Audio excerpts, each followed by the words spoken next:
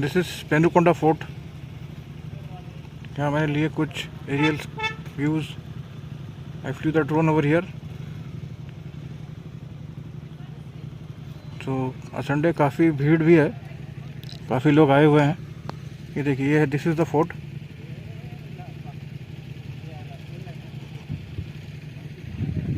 ज़्यादा मेंटेन नहीं है but this is the fort. और रोड्स काफ़ी ज़्यादा सीनिक है, काफ़ी ज़्यादा मतलब ब्यूटीफुल रोड है।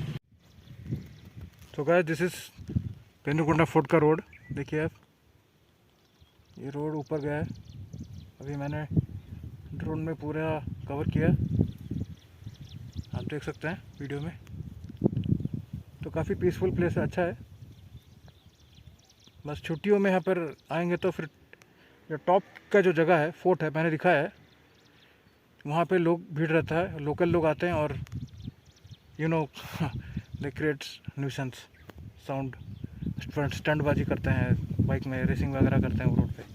पता नहीं क्या मिलता है उनको ये सब करके, लेकिन ओवरऑल नाइस प्लेस। और it is just 165 kilometres from Bangalore. तो रोड्स भी काफ़ी अच्छे सीधे हैं।